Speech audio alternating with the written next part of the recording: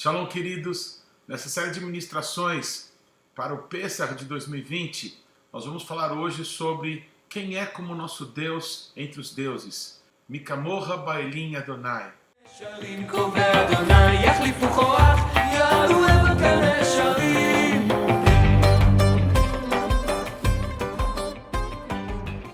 Parece que há um braço de ferro entre o nosso Deus e os deuses do Egito, entre o nosso Deus, Satanás e os seus demônios. Mas quem são os falsos deuses? Quem é Satanás? Quem são os demônios para se levantarem contra o Criador do universo? Não são nada. Mas a Bíblia nos diz que Deus endureceu o coração de Faraó para que o nome de Deus fosse exaltado sobre Faraó do Egito, sobre os deuses do Egito, sobre todas as nações, sobre toda a história. Essa história que aconteceu lá no Egito, há mais de 3.600 anos atrás, exaltam o nome do nosso Deus, exaltam a verdade que o nosso Deus é poderoso e que tudo aquilo que aconteceu naqueles dias aponta para a obra da cruz do Calvário, em que Jesus Cristo nos resgatou do pecado, nos resgatou do mundo, das trevas, para que pudéssemos viver diante da sua presença na maravilhosa luz de Deus. Nós vemos como que uma guerra sendo travada, quando o orgulho, quando a soberba de Faraó finge não conhecer quem Deus é. Quando Moisés chega e se apresenta a Faraó e diz, o Deus de Israel, e nesse momento Moisés, ele pronuncia o nome de Deus, o tetragrama, não é? Os judeus chamam de Hashem, se referindo ao nome. Quando está escrito na Bíblia e eles vão ler, eles falam Adonai, mas nós vemos ali 4 letras que representam o nome de Deus. Mencionar a palavra eterno quando falarmos sobre o nome de Deus. Há uma convenção nas nossas Bíblias em português que quando aparece a palavra Senhor em letra maiúscula, todas as letras, então é porque o nome de Deus está ali nos originais. Aqui nós vamos mencionar então cada vez que aparecer o nome de Deus com a palavra eterno. Então está escrito em Êxodo capítulo 5 que Moisés disse a Faraó, assim diz o Eterno, Deus de Israel, deixa o meu povo ir, para que possa me celebrar uma festa no deserto. Quando o Faraó ouve o nome de Deus, e junto ao nome de Deus a palavra Elohim ou Elohim, que quer dizer Deus, quando Moisés fala assim com o Faraó talvez entende que Elohim, ou Elohim, a força, esse poder, ele fosse chamado pelos judeus de Hashem, ou de Eterno, pelo nome de Deus. Talvez o Faraó entendeu então que esse Elohim dos judeus, ele era chamado de Hashem, como os egípcios tinham tantos deuses também. E ele é arrogante para com Deus, ele é arrogante para com o servo do Senhor. Ele diz, quem é o Eterno para que eu ouça e deixe Israel ir? 3 coisas se denotam quando o Faraó age com tanta arrogância. Primeira coisa, ele não acredita que Deus existe.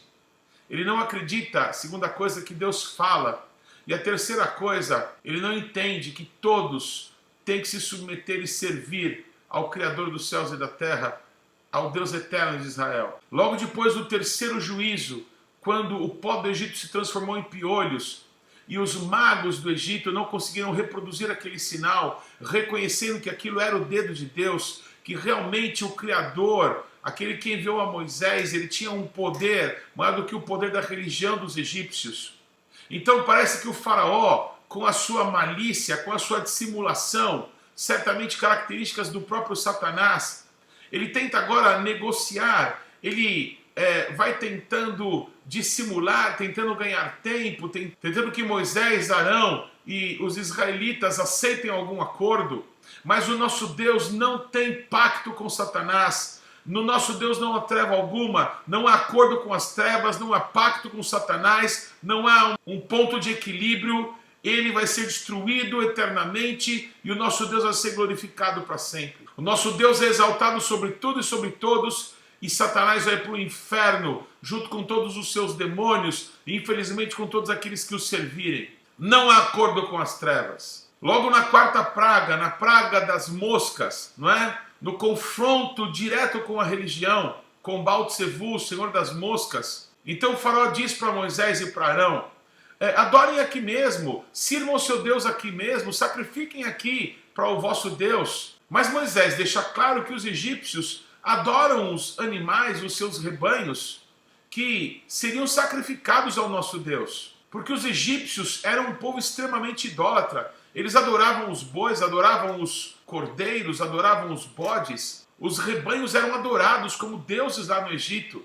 Então, se o povo de Israel fosse sacrificar ali, certamente eles seriam apedrejados, o Egito inteiro se levantaria contra eles. Eu não sei quantos lembram, mas quando José, ele tentando proteger a sua família que viera para o Egito, ele pede a terra de Goshen, aportuguesado Gozen, ele leva para lá a sua família, dizendo que eles eram criadores de gado, e os egípcios, porque adoravam esses animais, não sabiam lidar com eles. Então, o povo de Israel, através da vida de José, foi para a terra mais fértil, para o lugar mais bonito, mais lindo, mais próspero do Egito.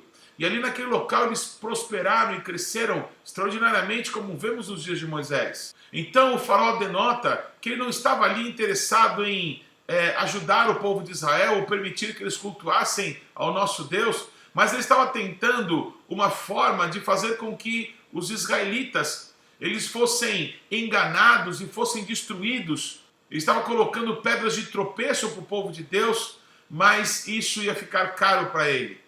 A partir do quinto juízo, tudo no Egito passa a ser julgado, todos os deuses, o que sobrara do orgulho de Faraó ia ser quebrado diante do nosso Deus.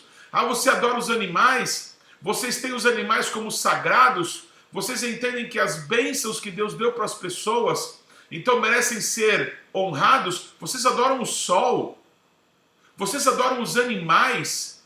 Vocês consideram que o faraó e os sacerdotes são seres divinos? São seres poderosos que podem invocar o poder do sobrenatural? Vocês fazem sortilégios para os seus deuses para que vocês tenham uma boa plantação, para que vocês tenham uma boa colheita? Pois tudo no Egito será destruído, tudo no Egito será quebrado, para que fique claro que só o Senhor é Deus. E então, a partir do quinto juízo, no dia seguinte, todo o rebanho do Egito ficou doente. No desenrolar, então, dos juízos que vão se sucedendo no Egito, vai havendo uma mudança na maneira do faraó lidar com Deus, lidar com Moisés e com tudo aquilo que estava acontecendo. Ele que inicialmente, de forma arrogante, disse: quem é Deus para que eu tenha que enviar a Israel?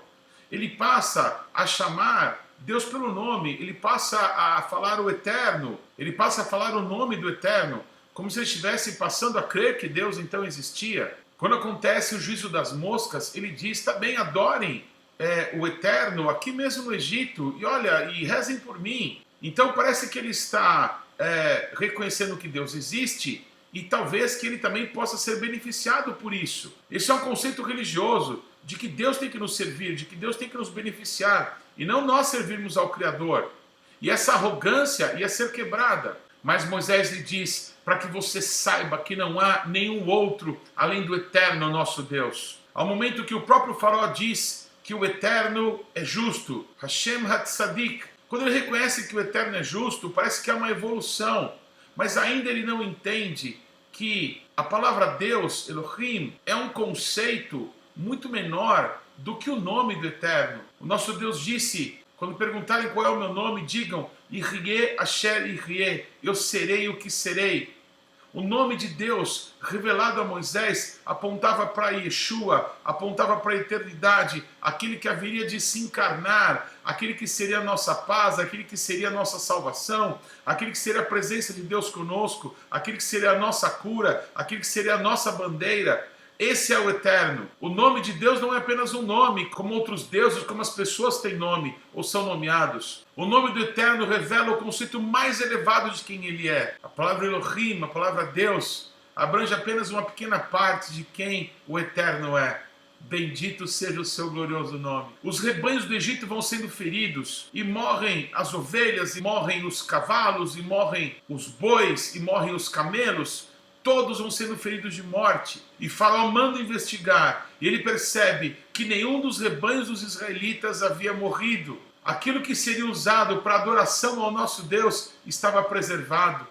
E nós descobrimos depois que Deus só pede uma coisa, só pede um cordeiro, para que a morte não tocasse a família dos israelitas. Esse é o nosso Deus. O próximo juízo, úlceras, como que tumores aparecem nos homens e aparecem nos animais, os animais domésticos, todas as pessoas, o faraó, os sacerdotes, todos são acometidos de tumores que cheiram mal e que produzem dores terríveis.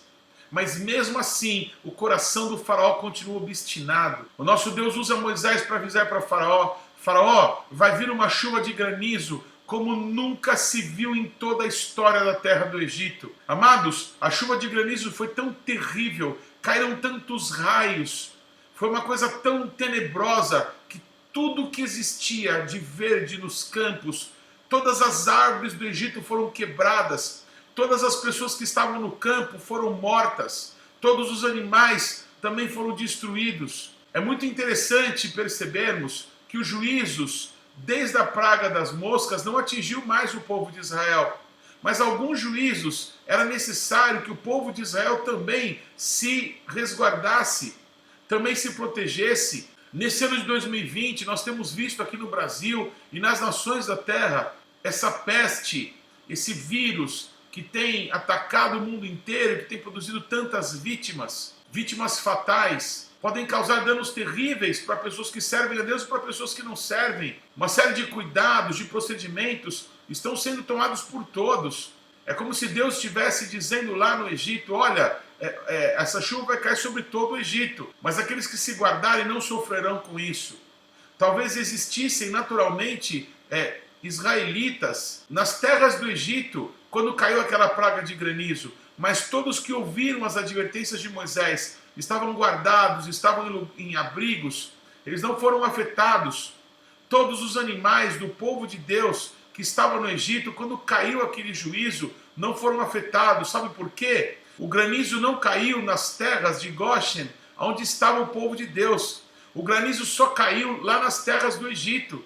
Então até o povo de Deus, que estava nas terras do Egito e que, sabendo da palavra, se protegeram, foram guardados por Deus. Assim como tudo que estava nas plantações foi destruído. Uma curiosidade muito grande é que diz a palavra de Deus em Êxodo que a cevada foi totalmente destruída porque estava amarelada. Lembram quando Jesus disse: os campos estão brancos para a colheita? Ele falava exatamente desse fenômeno chamado Aviv, desse fenômeno que aponta a proximidade do mês em que Deus arrancou o povo do Egito da casa da servidão.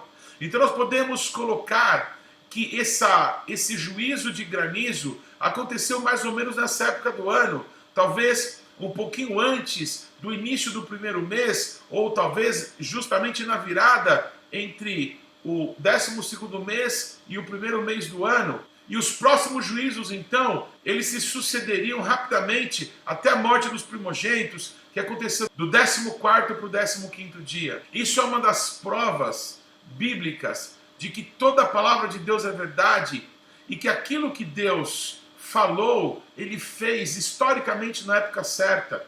Então está comprovado que o êxodo se deu exatamente nessa época do ano, porque esse juízo, o juízo da saraiva, do granizo que caiu justamente quando a cevada estava pronta para ser colhida, nessa época do ano, fenômeno chamado de Aviv. Ainda assim, nesse momento, o faraó parece temer o Senhor e ele diz: esta vez pequei, o Senhor é justo. Quando nesse momento o faraó reconhece que o nosso Deus é justo e que ele pecou, parece que há uma evolução, mas logo depois o coração dele se endurece novamente. O faraó pede para que Moisés interceda para que aquela chuva, para que aquele granizo terrível parasse.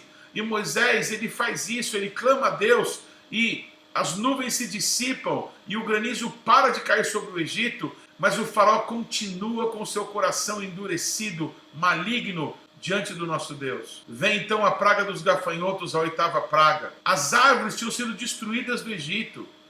Tudo tinha sido destruído nos campos. E chegou uma nuvem de gafanhotos tão terrível que não se podia ver o chão do Egito.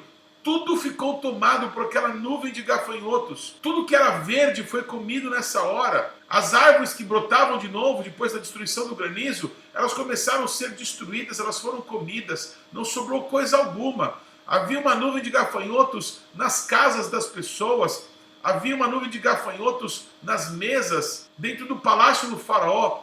Tudo no Egito foi coberto por aquela nuvem terrível de gafanhotos. E mais uma vez, o faraó, dissimulado, tentando de forma religiosa enganar, se beneficiar da misericórdia de Deus, ele diz: pequei contra o eterno vosso Deus e contra vocês. Moisés mais uma vez intercede diante do nosso Deus, e um vento ocidental, ele joga todos os gafanhotos que estavam no Egito para o Mar Vermelho. Não ficou um gafanhoto sequer, mas o coração maligno do faraó continuou endurecido.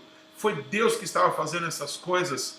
Estava ficando claro para Faraó, para os deuses do Egito, para gerações que viriam depois daquilo, que só existe um Deus, só o Senhor é Deus, só o Eterno, o Criador dos céus e da terra, é Deus de verdade. Mikamorra, Bailim Adonai, quem é como o nosso Deus entre os deuses? E então vem a nona praga. Os egípcios adoravam o sol. Houve uma época no Egito que eles passaram a crer numa só divindade, se tornaram monoteístas, mas não serviram o Criador dos céus e da terra.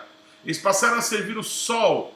E o nosso Deus simplesmente apagou o sol. O Deus que disse haja luz e houve luz, o nosso Deus apagou o sol. E por 3 dias houve trevas no Egito. A tradição judaica conta que as trevas eram tão densas que se você riscasse um fósforo, se você acendesse o fogo, a luz não se propagava. Uma treva terrível cobriu toda a terra do Egito, mas está escrito que nas casas dos judeus havia luz.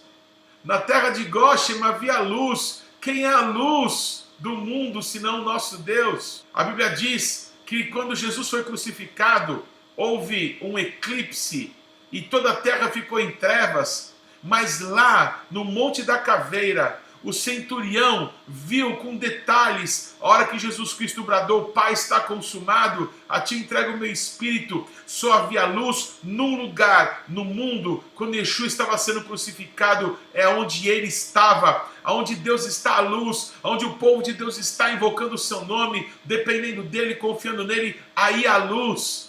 Trevas para os egípcios, trevas para o mundo, mas para o povo de Deus brilha uma resplandecente e clara luz que vem do nosso Deus. Aleluia! Nessa hora, a última negociata que Satanás, que o faraó tenta fazer com Moisés, o faraó diz: tá bom, vão e sirvam o Deus de vocês, vão embora daqui, vão com as mulheres, com as crianças, vão todos embora, mas o gado de vocês fica. Não há negociação com o inferno. Nós não temos nada com você, Satanás. Você não tem nada em nós. Você não pode dizer o que vamos fazer, mas é o Senhor que te ordena, é o Senhor que faz o seu coração dobrar, é o Senhor que te prostra, para que você saiba que só o Senhor é Deus, que não há outro além dele. É Ele que guarda o seu povo. Se Ele quiser, vivemos. Se Ele não quiser, morreremos. Mas bendito seja o nome do Senhor. Não há acordo, não há pacto, nenhuma unha ficará. Foi aquilo que Moisés disse ao faraó: nenhuma unha ficará dos nossos rebanhos, porque o nosso Deus vai ser adorado. E nós não sabemos se com parte, se com aquilo outro, ou se com tudo o nosso Deus será adorado. Nós vamos levar tudo, porque se Deus pedir que Ele quer tudo, nós vamos entregar tudo ao nosso Deus. Nós estamos diante de situações aqui no Brasil, no mundo, em que a economia está sendo ferida, em que as pessoas estão aí em polvorosa com medo, e os governantes fazem lutas políticas, não preocupados com as pessoas, mas com o seu futuro político, acreditando que esse juízo passará e tudo ficará bem. Então eles vão poder se beneficiar das posições políticas diante das câmeras. Mas o nosso Deus se preocupa com o povo, com as pessoas. O nosso Deus ama a gente, o nosso Deus ama pessoas, e o nosso Deus está cuidando daqueles que são dele. Nenhuma unha ficará, assim como os juízos caíram só sobre os egípcios, depois que o povo se viu livre da religião, depois que a religião foi julgada, e o povo de Deus se aparta da religião, então os juízos caíram só sobre os egípcios, e o povo de Deus foi poupado. Nós precisamos voltar a confiar no nosso Deus, precisamos saber que aquelas coisas que aconteceram no Egito eram alusões, eram figuras, eram sombras daquilo que Jesus conquistou para nós na cruz do Calvário. pois esse mundo passará por um juízo terrível, qual nunca se viu. Naqueles dias foi na terra do Egito. O que está para acontecer vai ser no mundo inteiro. Uma tribulação qual nunca se ouviu falar nesse mundo virá. Mas aqueles que esperam no Senhor renovam as suas forças. Nós não estamos em trevas para que aqueles dias nos peguem de surpresa. O nosso Deus guardou o seu povo, o nosso Deus nos guardará de novo. Se fará diferença daqueles que servem a Deus e daqueles que não servem. As riquezas dos ímpios virão para as mãos do povo de Deus. As verdades da palavra precisam ser agora trazidas à nossa memória, declaradas com a nossa boca, vividas com a nossa fé, porque as nações estão desesperadas, os governantes não estão sabendo o que fazer, grandes cidades norte-americanas estão fechando, nas grandes boutiques, nas grandes lojas, nas grandes grifes mundiais, estão colocando lá madeiramento, porque esperam que um caos possa acontecer e as pessoas desenfreadas possam destruir tudo, possam querer roubar as coisas. Esse caos que está sendo esperado é porque as pessoas não sabem como lidar com a situação que estamos vivendo. Mas a paz que excede todo entendimento virá sobre o povo de Deus. Está escrito que na noite de Pêssar, o povo de Deus estava dentro da sua casa, com a sua família, prontos para um grande livramento que o nosso Deus lhes daria. Bem disse Moisés: nenhuma unha ficará, o nosso Deus será adorado. Eu quero declarar para a tua vida: o nosso Deus será adorado, será exaltado, será conhecido como o único Deus vivo, como Deus poderoso para livrar. Todos aqueles que buscarem abrigo debaixo das asas do Deus Todo-Poderoso serão livres do mal. É tempo de voltarmos para Deus, é tempo de anunciarmos que o Senhor é bom e o amor dele dura para sempre. Talvez alguém ache que eu sou louco, talvez alguém ache que eu estou querendo ser como um profeta do Antigo Testamento. Não, eu estou querendo te dizer que Jesus Cristo morreu há 2000 anos atrás por nós. E aqueles que buscarem abrigo debaixo do poder de Deus será livre do pecado, da condenação, dos juízos que esse mundo está vendo e que vão se intensificar a cada dia mais. Jesus falou do princípio das dores e ele não estava brincando. Quando a mulher ela vai dar à luz, as contrações cada vez ficam mais intensas, pois uma mulher está para dar à luz. A igreja de Cristo está para se encontrar com o seu Senhor. A noiva está para se unir com o seu amado. E Yeshua está vindo e ele vem para reinar. E aqueles que dormiram com o Senhor ressuscitarão primeiro. E nós, os que estivermos vivos, seremos transformados, porque ele vem e ele vem para reinar. E nós reinaremos com ele. E o nome do nosso Deus será exaltado em todas as nações da terra. Todos saberão que o Senhor é Deus. O faraó, malignamente, terrivelmente, diz a Moisés: se eu te vir de novo, você vai morrer. E Moisés respondeu para ele: bem disseste, porque nunca mais verá o meu rosto. Tchau, tchau, faraó, eu estou saindo do Egito. Bendito e engrandecido seja o nome do nosso Deus. A 10ª praga, o 10º juízo contra o Egito estava vindo. O juízo contra os primogênitos do Egito. O nosso Deus diz ao seu povo que haveria um clamor, um choro no Egito, como jamais se ouviu em todos os tempos. O nosso Deus ordena que o seu povo vá até os egípcios e peçam prata e peçam ouro.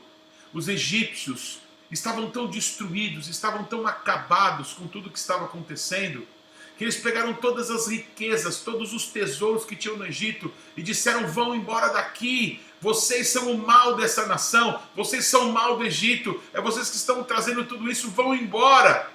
O povo de Deus do dia para a noite ficou riquíssimo. Todos aqueles tesouros do Egito seriam usados para que um santuário fosse construído para o nosso Deus no deserto. Assim é o nosso Deus. Moisés, no dia em que disse: nenhuma unha ficará, faraó, Moisés disse ainda para faraó: talvez você ainda terá que dar coisas para que possamos adorar o nosso Deus, que possamos ser ousados diante de ameaças na economia das nações, na economia do povo de Deus, na economia dos nossos países. Sejamos ousados em dizer: faraó, nenhuma unha vai ficar.